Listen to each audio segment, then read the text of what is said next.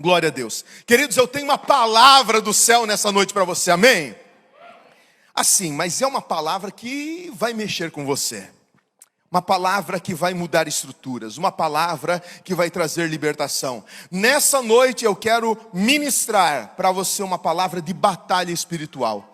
Deus tem me chamado para esse ministério, Deus tem me dado graça para trabalhar alguns anos nessa temática. Tenho ministrado fora acerca disso, já ministrei muitas vezes aqui na igreja, mas nessa noite eu quero encorajar você a vencer as batalhas espirituais da tua vida, amém? Quantos aqui querem vencer?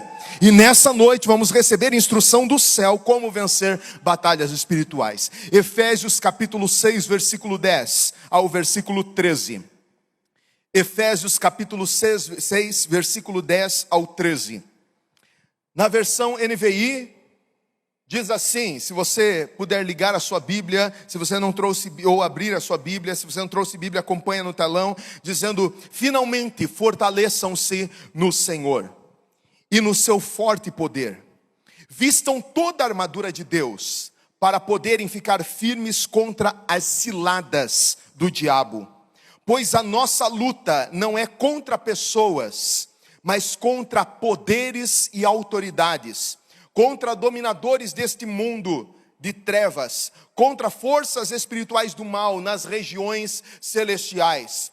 Por isso, vistam-se de toda a armadura de Deus, para que possam resistir no dia mau e permanecer inabaláveis depois de terem feito tudo isso. Amém? Ou depois de terem feito tudo. Amém? Ora o Senhor, diga: Senhor, eu quero ser instruído pela tua palavra nessa noite, para que eu tenha vitória nessas batalhas que são reais, em nome de Jesus. Aleluia, glória a Deus. Queridos, Paulo escreve a carta aos Efésios quando ele está preso em Roma, na sua primeira viagem missionária. Roma era a capital daquela província da Ásia Menor, era uma grande cidade da época. Roma era uma cidade, Efésios, né? Éfeso era uma cidade populosa, era uma metrópole, podemos dizer, daquela época. Era uma cidade em que tinha sido tocada pelo Evangelho de Cristo. Paulo, ele abriu várias igrejas na região da Ásia Menor. Dentre elas, ele abriu também a igreja. Ele fundou e estabeleceu a igreja de Éfeso. E agora Paulo, preso em Roma, ele escreve essa carta aos Efésios num tom de batalha. Se você for ver a carta aos Efésios, desde o capítulo 1 até o último capítulo, você vai ver um tom de guerra, um tom de batalha nessa carta. Paulo, ele está escrevendo aos irmãos, ele está direcionando os irmãos de Éfeso a estarem atentos acerca de um mundo que não é físico. Um mundo metafísico, um mundo que não pode ser visto, um mundo que não pode ser apalpado, não pode ser visto por olhos materiais, olhos físicos, não pode ser apalpado pelas mãos físicas, mas não é porque não pode ser visto com os olhos físicos, não é porque não pode ser apalpado com as mãos físicas, é que ele não existe. Ele fala sobre a realidade do mundo espiritual, a realidade das coisas espirituais. E o apóstolo Paulo, ele depois de falar na sua carta do propósito eterno de Deus em nos salvar, depois de afirmar que o Espírito Santo, ele nos sela, nos marca para o dia da nossa redenção, depois de falar que nós fomos arrancados da morte espiritual e o próprio Deus nos fez nos assentar nas regiões celestiais em Cristo, ele também mostrou que nós devemos viver em unidade, em santidade, em plenitude do Espírito Santo. Depois de ele falar sobre paz na família, no trabalho, ele nos leva a um campo de batalha. Parece que Paulo, ele está mostrando aos Efésios, aos irmãos da igreja de Éfeso, a obra de Cristo, tudo aquilo que Cristo fez, aquilo que o Evangelho faz em nós, toda a obra restauradora, resgatadora, transformadora de Deus em nós. E ele diz assim: olhe, vocês precisam permanecer firmes, porque mesmo tendo Cristo feito tudo em vocês, mesmo o Evangelho tendo alcançado vocês, mesmo o amor de Deus tendo sido manifesto a vocês, resgatando vocês das trevas, vocês estão num ambiente de batalha. Queridos, nós estamos no mundo de batalha, nós estamos num ambiente de batalha. Nós estamos em um campo de batalha entre o bem e o mal. Nós estamos nesse mundo espiritual que é composto por Deus, pelos anjos de Deus, por Satanás, o diabo, pelos anjos caídos e nós, seres humanos. Quem são os elementos do mundo espiritual? Deus e anjos de Deus. Satanás e os demônios, os anjos caídos, e nós, seres humanos. Essa carta nos ilustra esse verdadeiro conflito que existe, e mostra que nós, como seres humanos, nós não podemos nos eximir dessa realidade. Por mais que muitos não acreditem, por mais que muitos não deem ênfase, por mais que muitos negligenciem a realidade do mundo espiritual, isso é real e é verdadeiro. Há duas atitudes muito perigosas em relação a essa batalha espiritual. O primeiro perigo é subestimar o poder do inimigo. Não conhecer o poder de Satanás, suas estratégias, sua malignidade. Muitos não acreditam na existência do diabo. Muitos não acreditam que ele tem poder e influência na vida dos seres humanos. Pensam que essa ideia de demônios são fantasmas que existem apenas nos contos e nas histórias, mas são irreais. Então, se por um lado existem aqueles que preferem subestimar o poder do inimigo, que é um grande perigo, existe um outro perigo que algumas pessoas cometem e entram por esse caminho de superestimar o poder do diabo, de achar que tudo é o diabo, que tudo é Satanás, que tudo é o maligno, que tudo é o capeta, que tudo Então assim, se tira a responsabilidade humana e se coloca tudo nas costas de Satanás. Toda vez que falo isso, eu lembro do pastor Gilberto contando a história da mulher com o ovo. Ela foi cozinhar o ovo em cima da vela. Amarrou o ovo e colocou o ovo lá em cima da vela, e a vela começou a cozinhar, e é claro que o fogo pegou ali, cortou o fio do ovo, e ela ficou revoltada e dizendo que o diabo estava furioso com ela, que o diabo não queria que ela comesse o ovo, mas foi ela que colocou o ovo pendurado num fio em cima da vela. Tem coisas que são naturais, que não são espirituais. Tem coisas que são naturais, que a gente não pode atribuir ao diabo. Mas Alcione Emerick fala que o diabo é o pai dos extremos. Onde há um ambiente de incredulidade acerca da existência dele, ele se manifesta. Então, enquanto ele se manifesta e opera e age com os seus ardis, com as suas estratagemas, as pessoas acham que é fruto do acaso. Não, isso está acontecendo porque é natural, porque sempre aconteceu na minha casa, sempre aconteceu na minha família, porque é assim mesmo, porque, afinal, Deus está revoltado comigo, Deus está me corrigindo, Deus está pondo a sua mão, Deus não me ama. Então, essa pessoa, ela usa vários conceitos, argumentos para dizer que aquilo dali é obra do acaso, ou obra de Deus, ou a obra de alguém, mas nunca é o diabo. Em contrapartida, existe aquele grupo que diz que tudo é Satanás, que tudo é o diabo, que tudo é o maligno, que tudo é o encardido. E na verdade não é. Nem tudo é Satanás. Nem tudo é o diabo. E nem tudo é obra do acaso. E tem muitas vezes que é Deus agindo e a gente acha que é o diabo agindo. E a palavra de Deus nos leva a entender, a perceber, a olhar, a voltar os nossos olhos para a realidade do mundo espiritual e com discernimento espiritual podermos tomar a consciência de que o inimigo realmente existe. O diabo, ele realmente opera, ele trabalha. No entanto, o poder dele é um poder limitado. E é por isso que nós precisamos conhecer as suas obras. Nós precisamos conhecer o poder do inimigo. Em contrapartida, também há uma necessidade de nós conhecermos o poder do nosso Deus. E quem nós somos diante desse Deus que nos amou, que nos resgatou e que nos lavou pelo precioso sangue de Jesus. Falar mais no diabo, nós precisamos mais exaltar o poder de Deus. O poder e a obra de Cristo. No entanto, nós exaltando a obra de Cristo e glorificando o nome de Deus e conhecendo o poder de Deus, nós não podemos negligenciar que o mundo espiritual é real. Dar mais ênfase ao diabo do que em Cristo é um erro. Mas Cristo porque Cristo tem toda a autoridade, ele já triunfou sobre o diabo.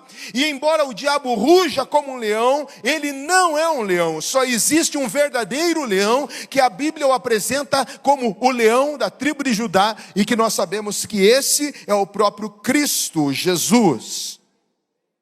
No entanto, nessa noite eu quero levar você a um nível de revelação de como você pode discernir essa batalha espiritual e como você pode vencer a batalha espiritual. Em primeiro lugar, você precisa conhecer a natureza do inimigo.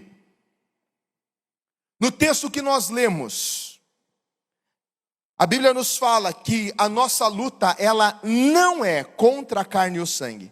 Então nós precisamos entender que a nossa luta não é contra as pessoas. Nós precisamos entender a natureza do inimigo. A natureza daqueles que se levantam contra nós não é carnal, mas a natureza é espiritual. A nossa luta não é contra a carne e o sangue. O diabo e seus demônios são os nossos verdadeiros inimigos e não as pessoas. As pessoas podem ser ferramentas, as pessoas podem ser instrumento, as pessoas podem ser um meio de ação maligna para tirar a nossa paz, para quererem frustrar os nossos sonhos, para nos atingirem, para nos atacarem. Mas na verdade, quem está por detrás desta manipulação é o próprio Satanás.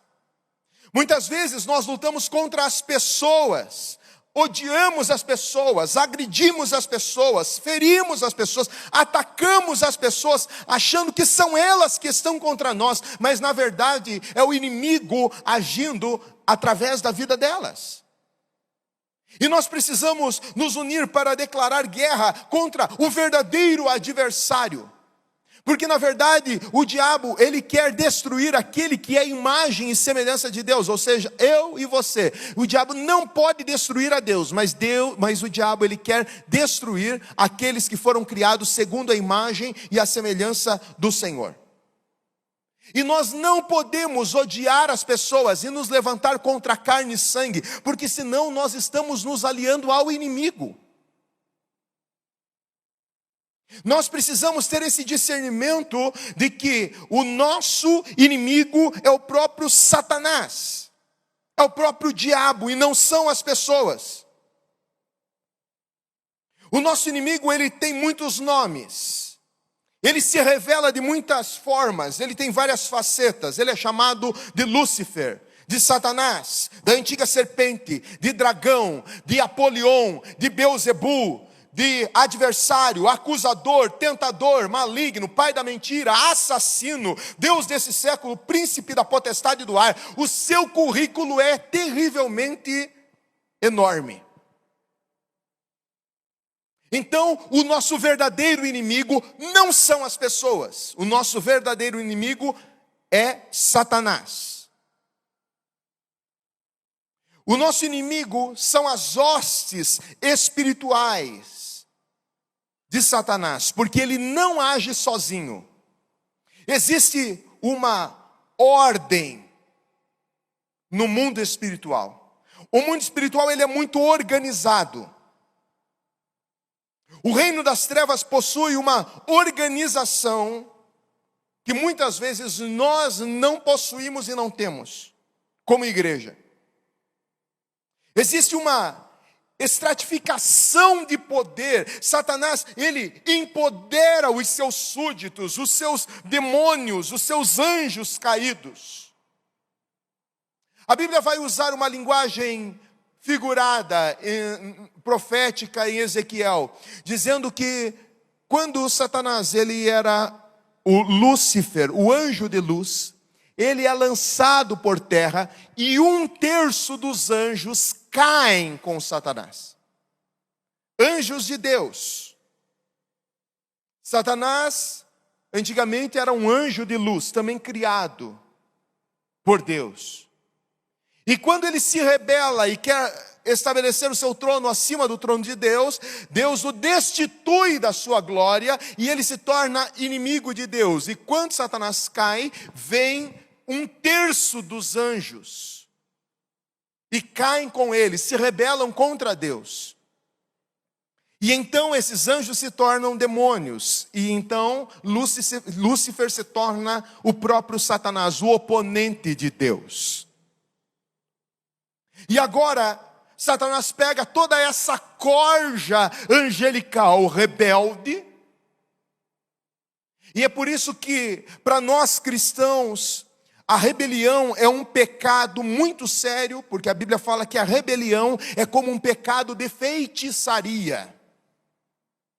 Porque a rebelião tem essa origem da manipulação. A rebelião é quebrar princípios. A rebelião é querer obter poder sem obedecer princípios espirituais. O que o feiticeiro faz? O feiticeiro, ele não obedece a Deus, ele não teme a Deus, mas ele se alia a demônios para obter favores. É por isso que para nós cristãos, a obediência a Cristo, a obediência às autoridades espirituais, a obediência aos pais, a obediência aos pastores, aos líderes, é tão importante para não nos irmanarmos a Satanás e não sermos semelhantes a ele. E Satanás pega essa corja de anjos e agora ele organiza um verdadeiro exército. Existe essa estratificação de poder, existe agora uma estrutura demoníaca montada para guerrear contra a igreja, contra o povo de Deus. Satanás, ele, então, estabelece domínios, anjos de maior escalão, anjos que dominam nações, cidades, principados, potestades, tudo isso são as hostes espirituais da maldade. E também tem aqueles demônios que são os menores e aqueles que se manifestam como espíritos de enfermidade, que incorporam nas pessoas, que penetram no corpo das pessoas, que estabelecem ingerência mental, que agem no corpo físico das pessoas. Esses não são os mais fortes. As entidades malignas mais fortes, elas não se manifestam em corpos humanos. Elas agem através dos domínios governamentais. Não é fácil, não é difícil de você perceber, querido, de você discernir que tem alguns estilos de governo que são inspirados por Satanás. Um governo que defende o aborto, um governo que tem uma linha para legalização das drogas, um governo que defende o infanticídio. A gente percebe que esses governantes, eles não são inspirados por Deus e não estão debaixo do domínio de Deus. Automaticamente eles são governados por esses principados que agem no intelecto, que agem nas mentes malignas, que se entregam a esses viés, todos esses vieses que existem para destruir não somente uma vida, duas vidas, mas para destruir uma geração. Então, esse mundo espiritual, com toda essa estrutura, ela está montada para destruir o povo de Deus, em especial a obra redentora que Jesus fez lá na cruz para restaurar a humanidade do caos eterno que é o inferno. O diabo ele vai colocar todos os seus anjos, todo o seu exército, para que as pessoas fiquem enganadas, aprisionadas, ludibriadas, e que elas não conheçam a Cristo, que elas não conheçam a salvação, porque ele sabe que o fim dele já está determinado e próximo, e que haverá um momento que ele será lançado no lago de fogo de enxofre, e ele não quer ir sozinho, ele quer levar o maior número de pessoas possível. E é por isso que ele luta contra tudo aquilo que é de Deus. É por isso que ele luta contra tudo aquilo que é obra santa, obra do Senhor. A Bíblia nos fala em Atos 26, versículo 18, que aquele que não está debaixo do controle, do comando e do senhorio de Cristo, está debaixo da ação de Satanás. No mundo espiritual não há nada neutro. Atos 26, 18 diz assim, para abrir-lhes os olhos e convertê-los das trevas para a luz e do poder de Satanás para Deus, a fim de que recebam o perdão dos pecados e herança entre os que são santificados pela fé em mim. Há uma necessária atitude de se entregar a Cristo para que haja uma conversão. Quem não tem Jesus, o mundo ímpio, ele está com a sua visão obscurecida por Satanás, está debaixo do poder de Satanás. Paulo, ainda falando aos Colossenses 1,13, fala que ele resgatou, Jesus nos resgatou do domínio das trevas e nos transportou para o reino do Filho do seu amor.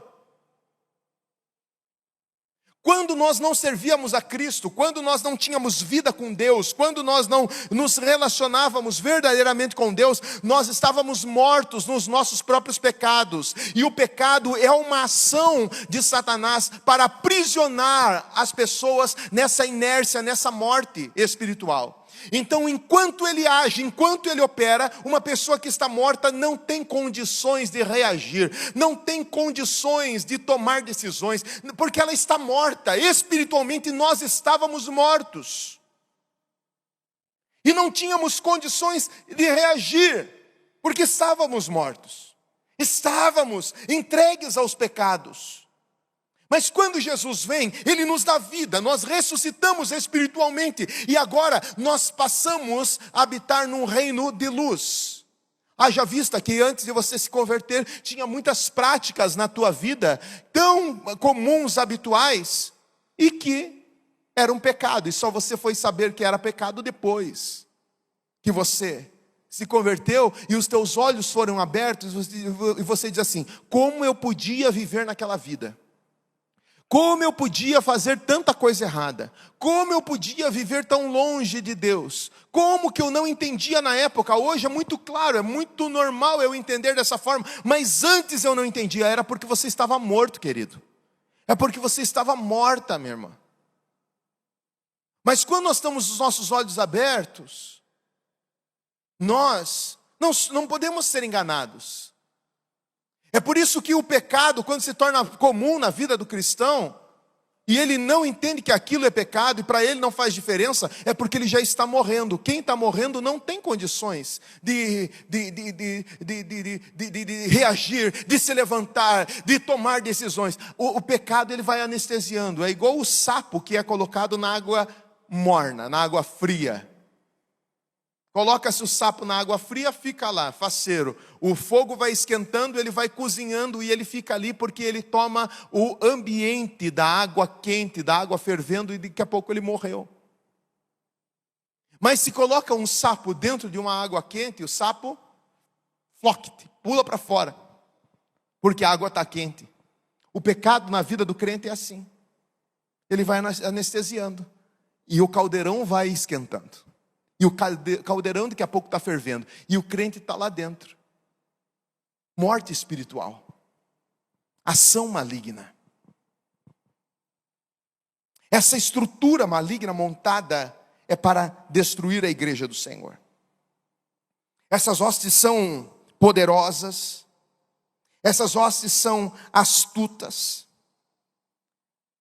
Paulo, no texto, nos fala que ciladas, estratagemas são montadas para enganar, para prender. O diabo, ele usa métodos diferentes. O diabo, ele lança armadilhas diferentes. Ele se transforma, se necessário for, em até anjo de luz para enganar os escolhidos. A astúcia de Satanás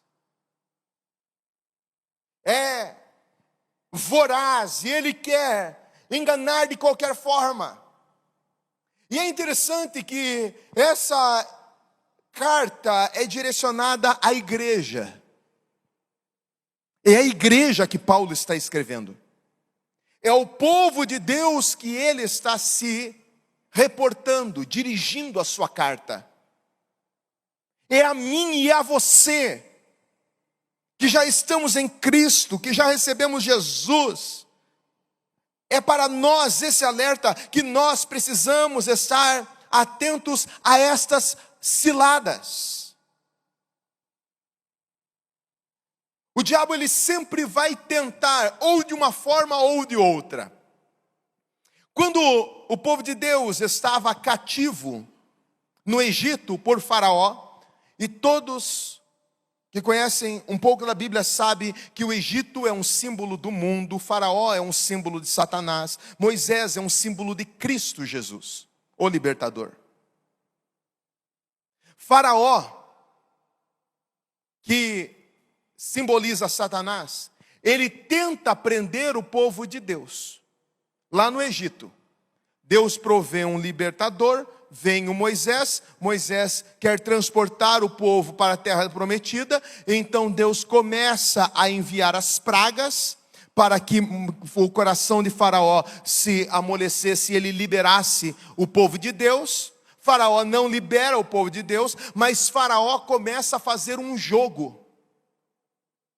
Faraó começa a enfrentar a Deus. Faraó começa a tentar resistir a Deus. E a primeira proposta para o povo, para Moisés, é: olhe, adora a Deus no Egito. Você não precisa, com esse povo maravilhoso, lindo, sair do Egito. Você não precisa sair do mundo. Você pode adorar a Deus no Egito. Eu estou dando autorização para vocês fazerem culto. Pode fazer célula, pode fazer o ministério de mulheres, pode fazer o que vocês quiserem aqui no Egito. Estou deixando vocês fazerem culto, mas não saiam, fiquem aqui.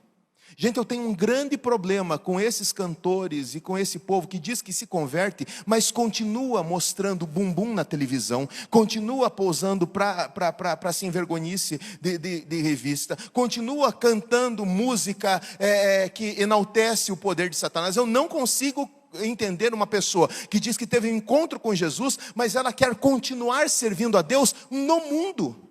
Isso é estratégia de Faraó, isso é estratégia de Satanás. Não acredite que você pode estar aqui e que você pode estar num barzinho, você pode estar na balada, você pode dormir com o teu namorado, você pode ter intimidade com a tua noiva, você pode pecar de uma forma como se fosse algo normal. Você está vivendo no Egito e está querendo adorar a Deus. O Egito está impregnado em você e você acha que você pode adorar a Deus mesmo estando no mundo. Não tem como. Porque Deus é um Deus exclusivista. Deus quer uma adoração somente para Ele. Deus não divide a sua glória, assim como Ele não divide a nossa vida com Satanás. Ele não quer que o diabo toque em nós. Quem é de Deus, o maligno não o toca. O maligno só pode tocar na vida de um cristão, em primeiro lugar, se houver permissão de Deus, como aconteceu na vida de Jó.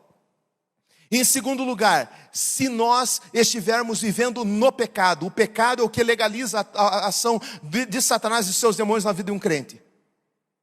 De outra forma, o diabo não pode tocar.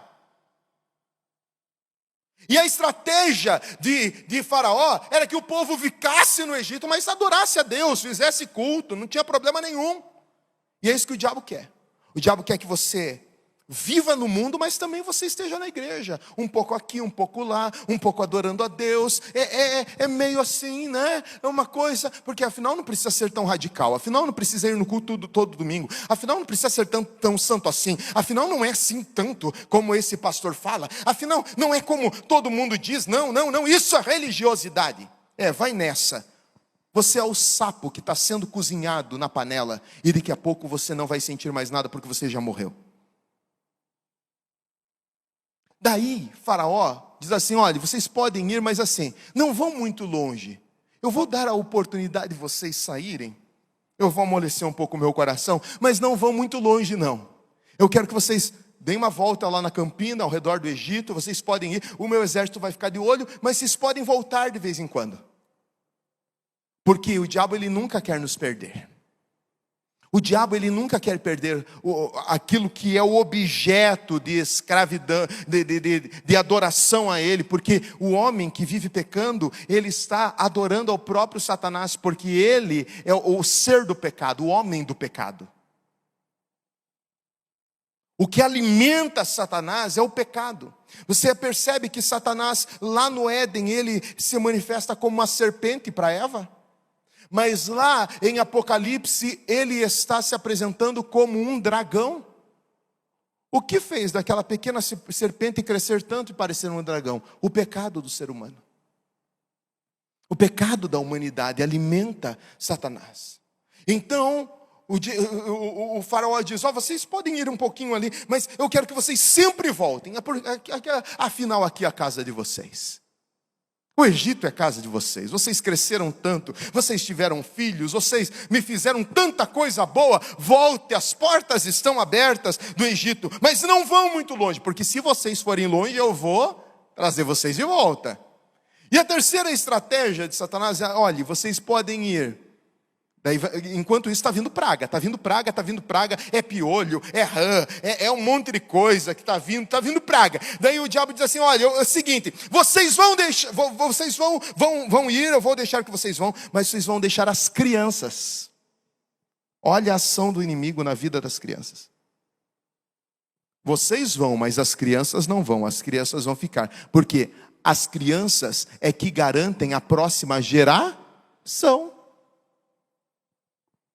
Gente, nunca foi tão deflagrado, tão forte, tão escancarada a ação de Satanás na vida das crianças.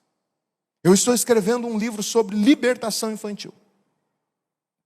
Nunca foi tão grande a astúcia de Satanás, a sagacidade do maligno em cima das crianças, através da mídia, através de filme, através de desenhos, através de figuras, através de unicórnios, através de tantas coisas que existem por aí.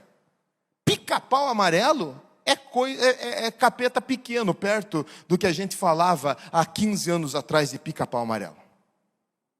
Hoje tem coisas terríveis por aí. Existe uma ação maligna para que a pureza das nossas crianças sejam roubadas e tiradas. Enquanto isso, os pais estão inertes, não estão vendo nada, não estão assistindo nada. Larga a criança na frente da televisão, larga o tablet, larga o celular na mão da criança, não sabe nem o que ela está assistindo. E daí tem os Lucas Neto da vida, e o irmão dele lá, que são dois endemoniados, que já foram processados várias vezes por abuso infantil. emocional infantil, persuadir as crianças, inclusive, ensinar a manipular partes do corpo e se expor a toda essa situação, e muitas vezes estão tendo acessos aos filhos dos crentes. E daí quando um pai chega com a sua criança na mão, dizendo: pastor, por favor, ora pelo fulaninho, pela fulaninha, porque assim não consegue dormir, eu não sei o que acontece. O que ele tem assistido, irmão? O que ela tem assistido? Quais canais que ele tem visto? O que ele tem visto no YouTube? Eu não sei. Daí vai investigar. É a perturbação que está lá, que vem sobre a vida da criança. Presta atenção, o problema nunca está nas crianças. O problema nunca está nas crianças. E o faraó, ele queria que os pais fossem, mas que as crianças ficassem. E daí, em quarto lugar, a última cartada e estratégia: já que está vindo praga, já que Deus não está amolecendo para o meu lado, vão fazer o seguinte: vocês vão, mas deixem a bufunfa, a grana, o dinheiro de vocês. Porque já que eu não tenho vocês, eu quero o dinheiro de vocês. Por isso que para nós, o dinheiro é altamente espiritual. Por isso que para o verdadeiro cristão, entregar dízimo, ser fiel nos seus dízimos e ser fiel nas suas ofertas, é mais do que pagar o imposto. É um princípio de honra ao nosso Deus que nos salvou. Porque o nosso dinheiro não é de Satanás. O fruto do nosso trabalho não é da farmácia. O fruto do nosso trabalho não é de qualquer coisa que possa existir no nosso mundo, nesse mundo. O fruto do nosso trabalho, uma parte é para honrar ao Senhor. Tudo é para glorificar ao nome do Senhor. O nosso dinheiro é consagrado ao Senhor. Só de uma forma nós podemos consagrar o nosso dinheiro ao Senhor: trazendo no altar, entregando no altar o nosso dízimo e a nossa oferta. Quando você entrega um dízimo no altar, quando você entrega uma oferta no altar, você não está apenas dando uma ajudinha para a igreja. Não dê dízimo e oferta achando que é uma ajuda para a igreja. Isso não é ajuda. Quando nós entregamos no altar, é uma consagração da nossa vida financeira, de tudo aquilo que nós temos. Porque a última coisa que Satanás, ele quer abrir mão é do dinheiro. Ele não pede primeiro o dinheiro. Você está percebendo aqui? Quando o faraó intimida o povo, ele não começa pelo dinheiro. O dinheiro fica por último. E geralmente, o último que se converte na vida de uma pessoa é o bolso. Tem muita gente que há anos crente, mas não entrega o dízimo e não é ofertante na casa de Deus. Ainda o dinheiro está lá no Egito. O coração está no Egito. E Faraó estabelece essa estratégia, porque são as astutas ciladas do diabo. Mas não tinha como o povo permanecer lá, porque Deus tinha levantado um libertador e o seu nome era Moisés. Quando Deus tem uma obra na tua vida, quando Deus tem uma obra na nossa vida, ainda que o diabo tente, ainda que ele use as suas estratégias e as suas ciladas, nós precisamos nos agarrar com aquilo que Deus tem para nós e acreditar na promessa do nosso Deus e nos apegar a Cristo e sair verdadeiramente do mundo. É necessário que nós venhamos conhecer essas estratégias. Para quem já é de Satanás, ele não precisa de estratégia, gente. Para quem já é do diabo, ele já está fazendo o que ele quer. A pessoa está anestesiada. Lucas capítulo 11, versículo 21 e 22. Diz que quando um homem forte, bem amarrado, guarda a sua casa, seus bens estão seguros. Mas quando alguém mais forte o ataca e o vence, tira-lhe a armadura em que confiava e divide os seus despojos. Quando tem um homem forte, bem armado, guardando uma casa, os seus bens estão seguros. Mas quando alguém mais forte o ataca e o vence, tira-lhe a armadura em que confiava e divide os seus despojos. Gente, o diabo tem uma casa. E ele guarda essa casa com segurança. Os meus bens, os seus bens, a minha vida, a sua vida, não podem estar segurados, não podem estar guardados por ele, por Satanás. Nós precisamos que venha alguém mais forte e nos arranque da jaula, nos tire da gaiola, que venha alguém mais forte e esteja destruindo as fortalezas do maligno, para que nós venhamos provar a liberdade de sair do cativeiro. Tem muitas pessoas que estão aprisionadas, porque as pessoas dizem assim: pastor, eu vou para a igreja quando eu deixar de beber, quando eu deixar de fumar, quando eu deixar de praticar determinado pecado, porque essa pessoa está amarrada, essa pessoa está enganada, essa pessoa está aprisionada no mundo espiritual, e ela diz que ela só vai quando ela deixar, mas ela nunca vai conseguir deixar, porque ela está presa. Então tem que chegar alguém mais forte, que é Jesus, e tem que ministrar vida. Uma mulher há 38 anos estava na igreja da época, na sinagoga, na igreja dos judeus, encurvada, 38 anos, ia para o culto, voltava do culto, ia sábado, voltava sábado, sábado após sábado, sábado após sábado, ouvindo as escrituras, conhecendo a Deus, conhecendo a palavra. 38 anos a mulher encurvada dentro da igreja, com um espírito de enfermidade, era um demônio que estava no corpo daquela mulher. Daí chega o mais valente, chega o mais forte, chega Jesus Cristo e expulsa o demônio daquela mulher, e aquela mulher imediatamente ela é liberta, e ela fica com o seu corpo direito, porque ela estava oprimida. Existe possibilidade de você ser crente e estar oprimido. Existe possibilidade de você ser batizado, de você estar no culto, de você ouvir a palavra e continuar oprimido por demônios. Só existe uma forma de haver verdadeira libertação: quando você tem um encontro com o mais forte, e você realmente tem um encontro verdadeiro com Jesus, porque religião não liberta. O batismo por si só não liberta. O ser membro de uma igreja não liberta. O deixar de ir em um lugar e vir na igreja não liberta. O que liberta é um encontro real e verdadeiro com Cristo Jesus, o valente de Deus, o mais forte, porque quando ele chega de verdade, daí o nosso mundo muda, daí a nossa vida é transformada. O diabo, ele usa armas mais perigosas que existem para estabelecer as suas ciladas contra a igreja. Porém, a igreja é empoderada pelo Espírito Santo para desfazer as ciladas de Satanás.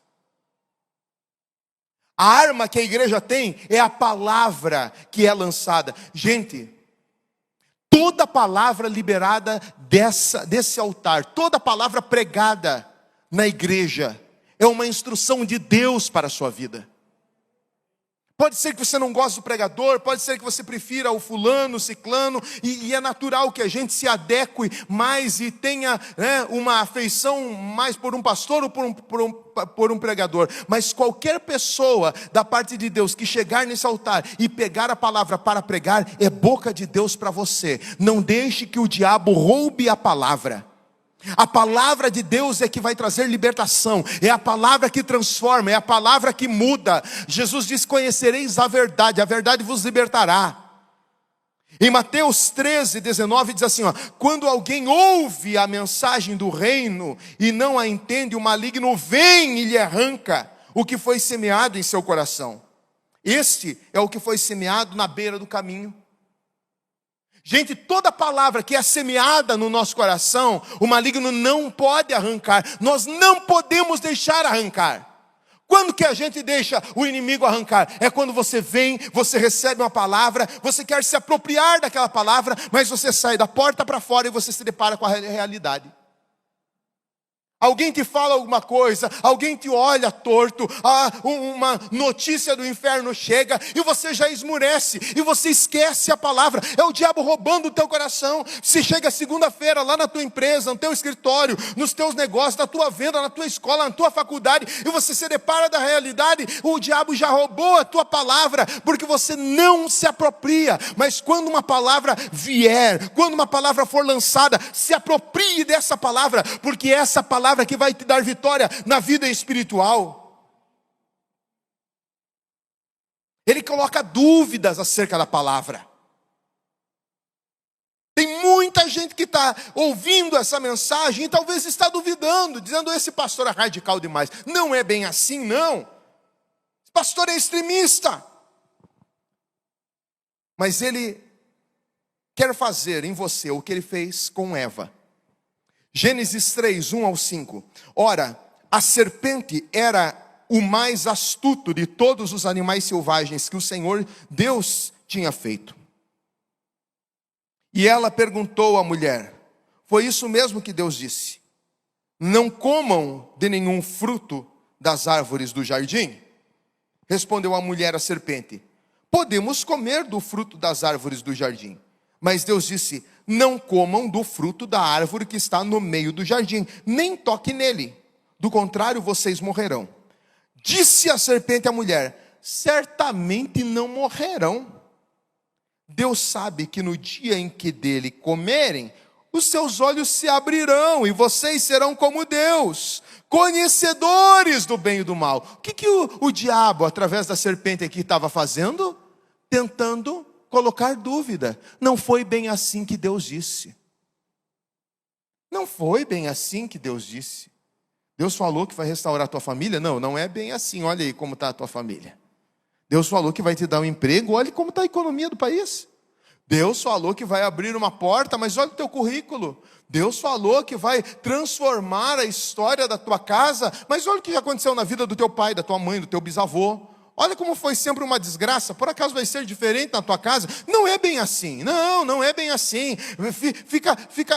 Desencana. Para de acreditar que alguma coisa boa vai acontecer. Não é bem assim. Gente, estratégia, cilada de Satanás. Roubar a palavra de Deus do teu coração. Você precisa se posicionar e receber a palavra, e tomar posse da palavra, e dizer: eu acredito naquilo que Deus tem falado, eu aceito aquilo que Deus tem feito, eu acredito naquilo que Deus tem planejado para mim.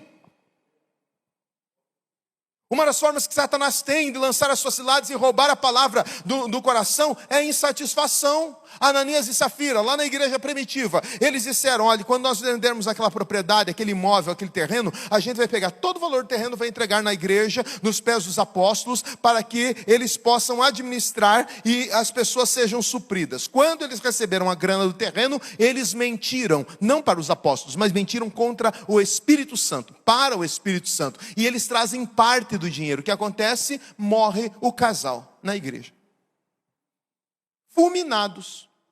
Novo Testamento, depois de Jesus, depois da vinda do Espírito Santo. Não é Antigo Testamento, não.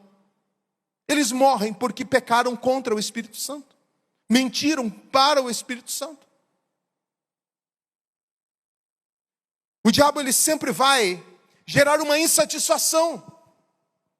O filho pródigo, insatisfeito, sai da casa do pai, chega a uma situação deplorável, desejando ir comer a comida dos porcos, porque ele estava com fome, tinha perdido todo o dinheiro, todo o bem, porque estava insatisfeito. A insatisfação é uma das principais armas do diabo. Estou insatisfeito com essa igreja, muda de igreja. Estou insatisfeito com esse casamento, muda de casamento. Estou insatisfeito com essa empresa, muda de empresa. Só que tem coisas que a insatisfação não resolve. A insatisfação na vida do cristão pode ser uma estratégia do diabo, em querer apresentar algo mais atraente, algo mais, parece que é mais legal, e na verdade é uma estratégia de te tirar do propósito. Preste atenção, cilada de Satanás. Ele age na ingerência na mente dos crentes. A Bíblia nos fala em Mateus 16, 23, Jesus repreendeu Satanás na vida de Pedro. Jesus diz: para trás de mim, Satanás, você é uma pedra de tropeço para mim. E não pensa nas coisas de Deus, mas dos homens. Pedro, ele estava querendo impedir que Jesus fosse para a cruz. Pedro não, o próprio Satanás. Jesus, com discernimento espiritual, ele repreende Satanás. Ele diz: Satanás sai, mas Pedro fica. Satanás bate em retirada. Pedro é meu discípulo, eu amo, mas Satanás sai. Às vezes a gente tem que falar assim: ó, sai do crente, o crente fica. Entendeu? Sai do fulano. O fulano é aqui, é discípulo, é servo de Deus, é meu discípulo. Mas Satanás vai embora. Jesus fez isso com Pedro. Caminhando com Jesus. 3 anos com Jesus. Ouvindo os planos eternos de Deus, ouvindo aquilo que Jesus estava falando, sabendo que a obra ia ser concluída na cruz, consumada na cruz, mas agora ele, na sua fraqueza, se entrega a sua mente a Satanás.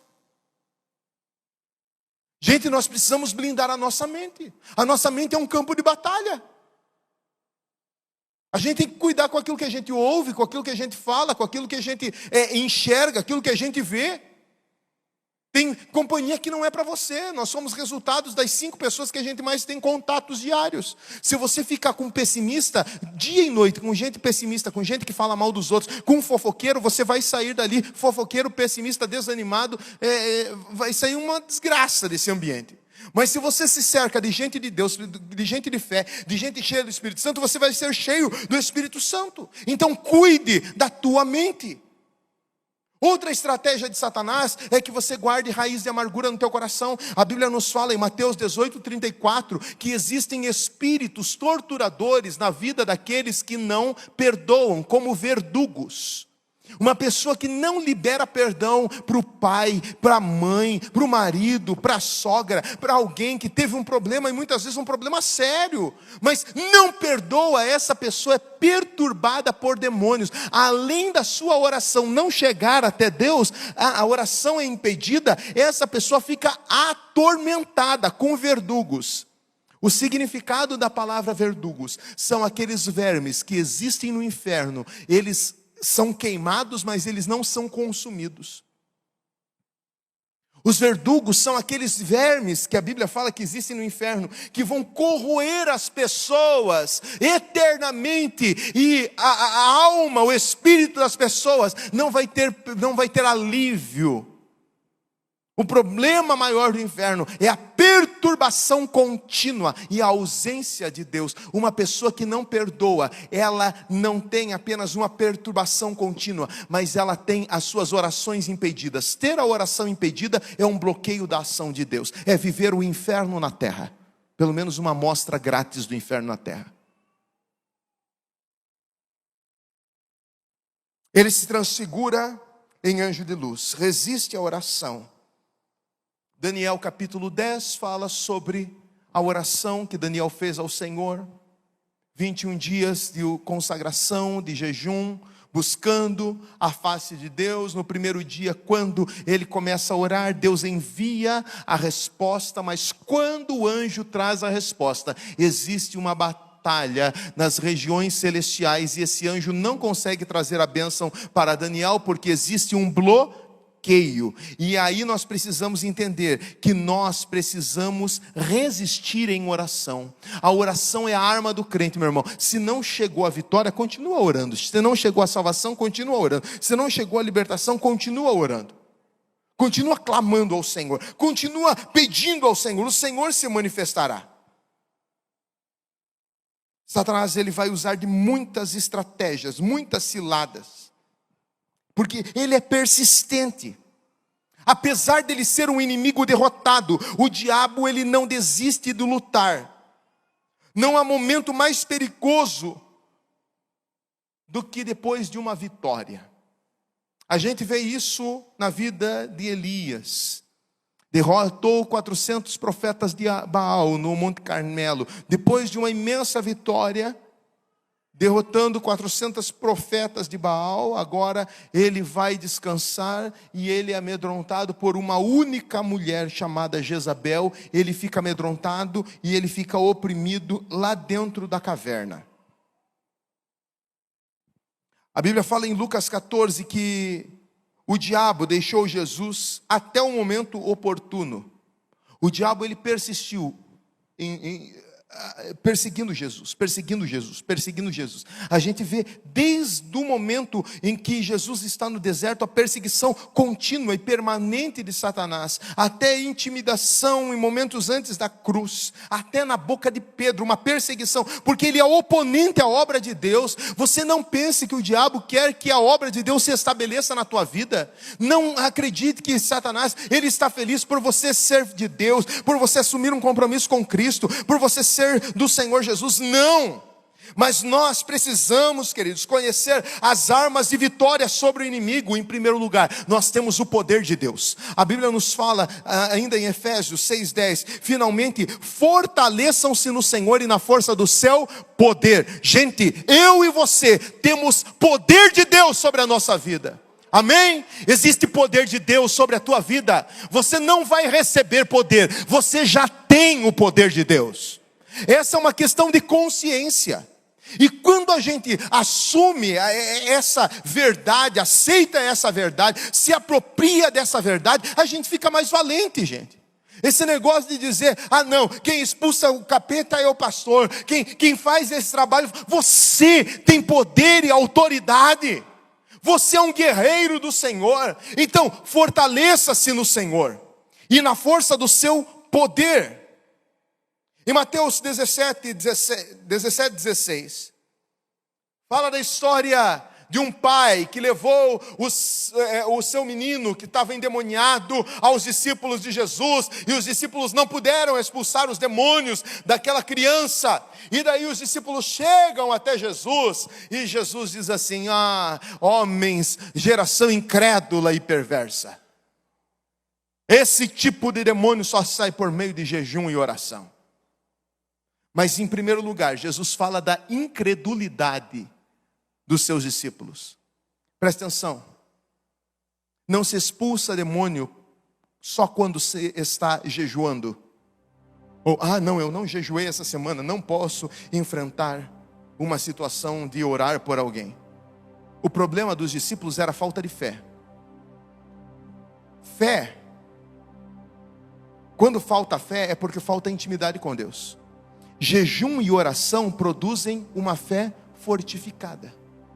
Quando nós estamos orando e jejuando, nós estamos mais fortes espiritualmente. Nós estamos robustos espiritualmente. Nós estamos com a nossa fé em alta. Não é o jejum que faz a diferença na hora da libertação. O que faz a diferença é a fé.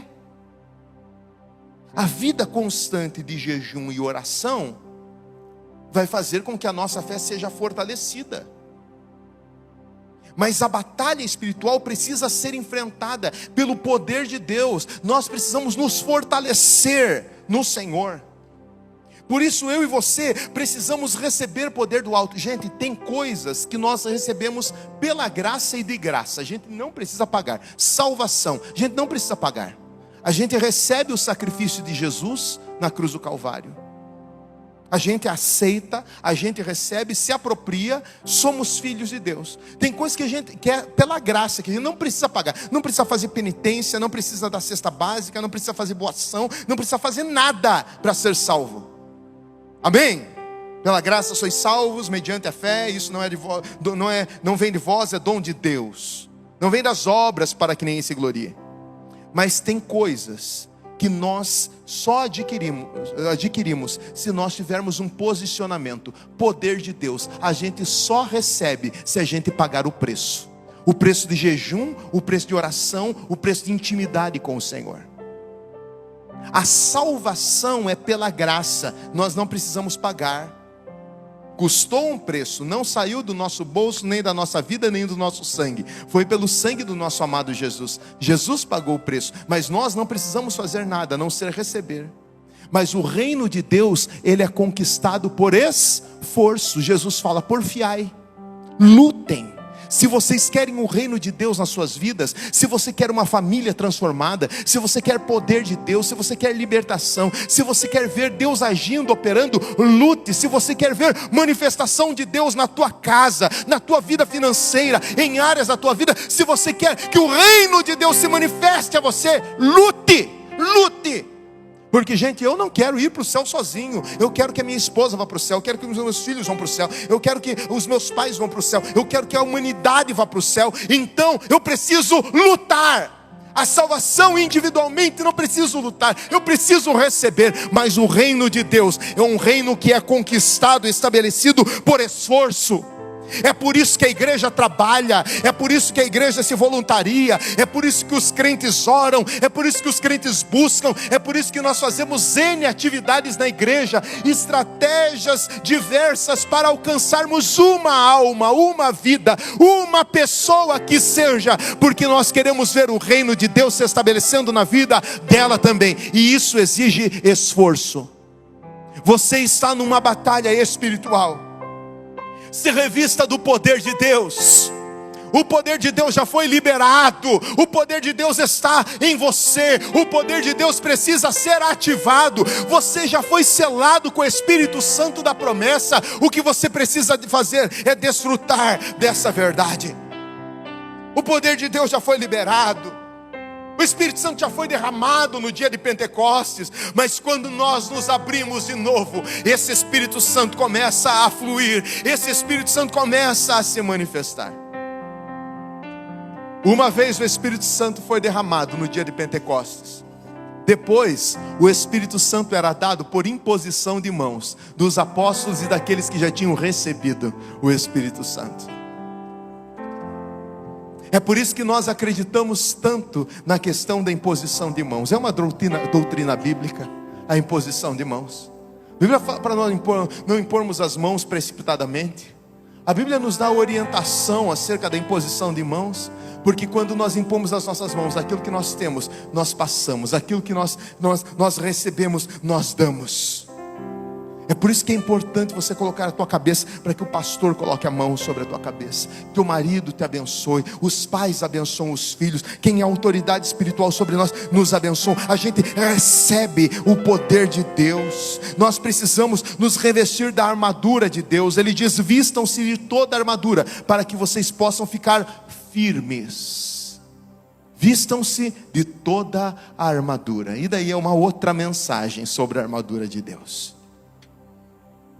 Armadura de Deus, armas espirituais, espada do Espírito, a palavra, cinturão da verdade, calçados os pés com a preparação do Evangelho da paz, a couraça da fé, o escudo da fé, a couraça da justiça, essa investidura espiritual. E existe um armamento espiritual para a tua vida. Davi não pôde usar a investidura, o revestimento espiritual, a armadura de Saul, mas ele tinha o poder de Deus sobre a vida dele. Aquilo que é para mim, aquilo que é para você, mas nós devemos nos revestir. Você precisa buscar poder de Deus para você. Irmão, eu posso te ajudar em oração, eu posso interceder por você, eu posso impor as minhas mãos por você, mas quem tem que levantar na tua casa, na tua família, repreender aquele demônio que está se levantando lá, repreender essa ação maligna no teu casamento, repreender a rebeldia na vida dos teus filhos, repreender essa ação diabólica, satânica, que tem se levantado contra você no teu emprego, é você. Então você precisa se revestir do poder de Deus. Se coloque de pé nesta hora. Eu quero orar agora em nome de Jesus. E eu quero que você, como um verdadeiro soldado do Senhor, você se revista do poder de Deus. Talvez existem áreas de batalha na tua vida, resistências espirituais. Eu já contei isso aqui. Meu pai por muitos anos bebeu, ele está aqui, é um servo de Deus hoje. Há uns 12 anos ele se converteu. Mas por muitos anos ele foi escravizado pelo espírito de vício. E quanto mais eu e minha mãe orávamos, pior ele ficava na questão da bebida. E um dia o Espírito Santo falou para mim: existe um espírito familiar. Gente, eu não entendia nada de libertação, nunca tinha lido um livro de libertação. E o Espírito Santo falou: existe um espírito familiar que age na história da família. Quando eu fui estudar a história da família, o pai de criação do meu pai era alcoólatra. O pai do meu avô de criação, ele veio da Espanha e também era alcoólatra. Ele tinha um bar lá em Antonina, numa rua que era só casa de prostituição.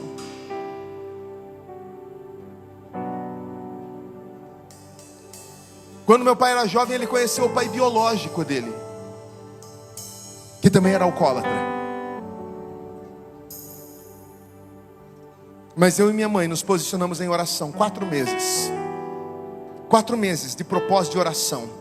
Eu já morava aqui em Curitiba, eles lá em Antonina. Alguns dias na semana eu jejuava aqui, a mãe jejuava lá. E a gente orando. Gente, quando deu 4 meses, num culto como um culto desse de domingo, o meu pai entregou a vida para Jesus. Nunca mais ele colocou uma gota de bebida na boca. Por quê? Eu tomei a autoridade do nome de Jesus e eu disse: Satanás, sai da minha família, sai da minha casa. Eu tenho me posicionado pelo Senhor. Eu não vou ser um alcoólatra, os meus filhos não serão um alcoólatra, mas eu quero a salvação do meu pai. Gente, o meu pai foi liberto, o meu avô foi liberto, para a glória de Jesus. Ele morreu salvo. E a bênção do Senhor se estabeleceu. Porque se a maldição visita até a 3ª e 4ª geração, a bênção do Senhor é para 1000 gerações. Se posicione em Deus, porque vale a pena. O teu posicionamento nessa noite vai fazer a diferença até 1000 gerações. O teu posicionamento nessa noite vai mudar circunstâncias até 1000 gerações. O Senhor está esperando um posicionamento da tua parte. Eu quero orar por você. Você que entende que existe uma batalha espiritual em alguma área da tua vida. Talvez a área seja financeira. Ah, pastor, a minha vida inteira eu vivo em história de endividamento. Meus pais já eram endividados, os meus avós eram endividados. A gente não prospera, a gente não cresce. Lá em casa a gente não consegue fazer faculdade. Lá em casa tem um problema de bebida. Talvez você não tenha esse problema, mas a tua família tem esse problema. Mas você quer se posicionar como um dia eu me posicionei e recebi essa graça maravilhosa da bênção espiritual de vencer essa batalha, que era uma batalha muito doída para a minha vida. Era uma batalha doída para nós, ver o meu pai escravizado por aquele vício. Mas hoje eu glorifico ao Senhor, porque a batalha foi vencida para a glória de Jesus. Hoje são outras batalhas, outras lutas que a gente enfrenta, mas nós vamos vencer em nome de Jesus. Todas as lutas que surgirem, nós vamos vencer. Sai do teu lugar e vem aqui na frente. Se você quer se posicionar em oração, em batalha espiritual, saia e vem agora em nome de Jesus. Rapidamente, rapidamente, rapidamente. Se revista do poder de Deus. Erga as tuas mãos agora. Erga as tuas mãos agora. Diga: eu me revisto. Eu recebo o poder de Deus. Oh, rabalabarabarabashuri andarai. Sharamandaraia. Poder de Deus, manifeste-se agora. Receba poder de Deus. Receba poder de Deus sobre a tua vida. Espírito Santo que reveste os crentes de poder e coragem, de ousadia e de unção. Espírito Santo, vem e flui. Aquilo que já está dentro, a fé que já está dentro, o Espírito Santo que já está dentro, venha ser nesta noite de uma forma sobrenatural. Fluir de forma sobrenatural sobre cada vida que aqui está, em nome de Jesus, em nome de Jesus. Os teus filhos, Senhor, as tuas filhas, ó Deus, estão se levantando agora, se levantando por si, por sua casa, pela sua família, em nome de Jesus. E nós declaramos que o reino de Deus vai ser estabelecido, o reino de Deus vai se manifestar de forma poderosa, de forma sobrenatural, sobre essa vida, sobre essa casa, sobre essa família, Senhor, em nome de Jesus. Espírito Santo, levanta esse povo como um povo de oração. Levanta essa mulher como uma intercessora, como um guerreiro, como uma guerreira. Talvez, Senhor, vão ter pessoas aqui que vão se levantar em jejum a partir desse tempo, vão se levantar em oração a partir desse tempo. Já estão se posicionando diante do teu altar. E nós declaramos guerra contra Satanás. E declaramos que no nome nome de Jesus, os nossos inimigos já estão destruídos, já foram colocados debaixo dos nossos pés. Todo intento de Satanás, todo levante do inferno, nós tomamos a autoridade que há no nome de Jesus, e que sejam desmantelados, que sejam destruídos, que sejam desfeitos, que sejam manietados, que sejam impedidos de agirem nesta hora, nesta vida, neste lar, nesta casa, nesta família, em nome de Jesus, em nome de Jesus, revestidos do poder de Deus, revestidos do poder. Eu te adorarei.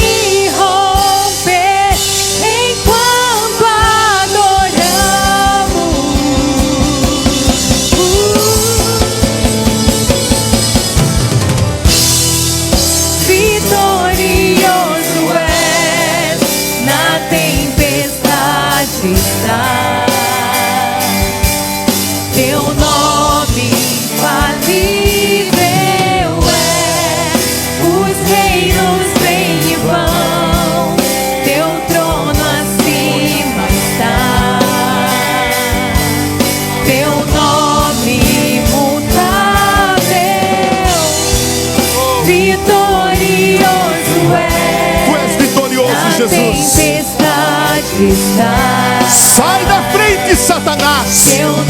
Sai dessa casa, sai desse lar, saia dessa família, saia das finanças, saia em nome de Jesus. Espírito de vício, espírito de morte, toda assolação maligna, toda assolação maligna, nós repreendemos em nome de Jesus. Nós ordenamos que saia agora em nome de Jesus. Toda afronta de Satanás dentro dessa casa, dentro dessa família, sobre este lar agora, todo espírito de enfermidade, tudo aquilo que tem vindo, tudo aquilo que tem se estabelecido em forma de geração, de maldição geracional, nós reprovamos agora em nome de Jesus, em nome de Jesus. Cadeias sejam quebradas, cadeias sejam rompidas, amarras, laços, grilhões sejam destruídos agora, destruídos agora. Declaramos que o reino de Deus está chegado, que o reino de Deus é chegado a vocês. Declaramos, haja libertação em nome de Jesus, em nome de Jesus, haja libertação.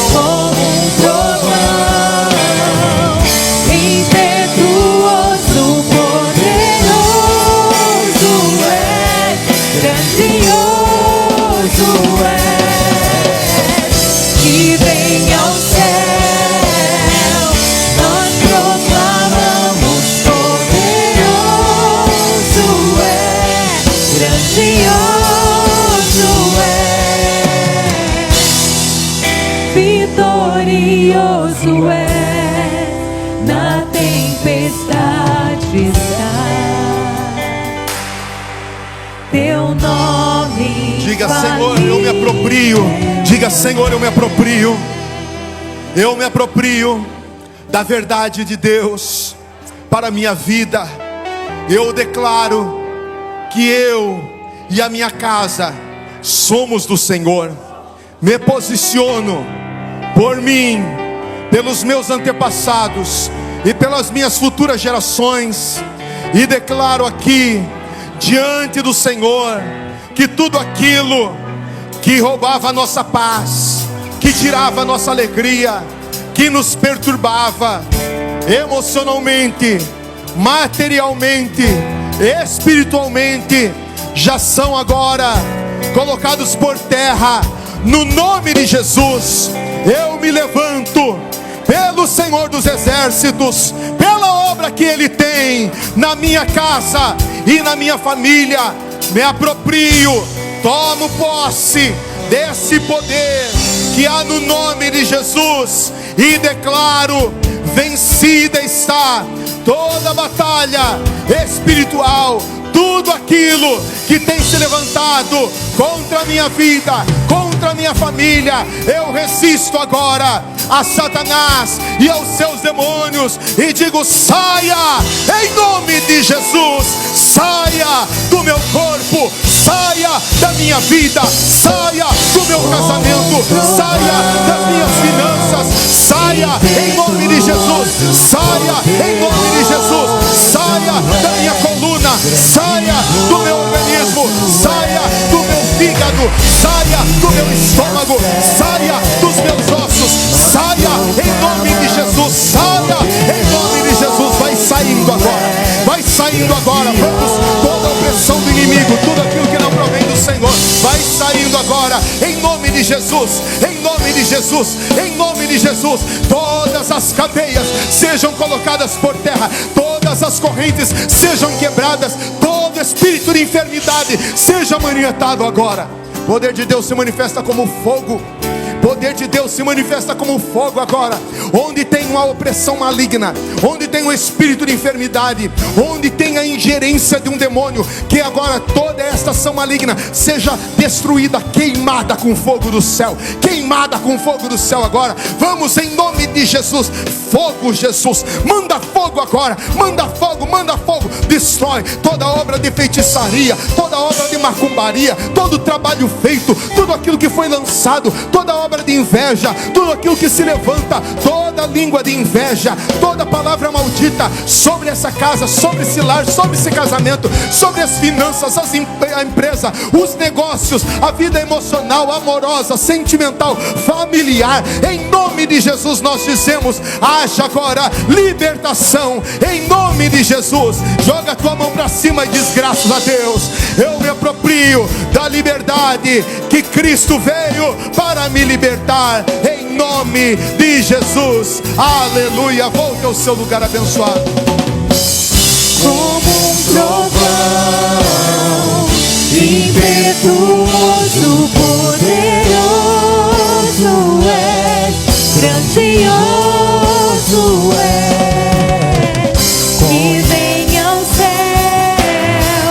nós proclamamos: poderoso és, grandioso és.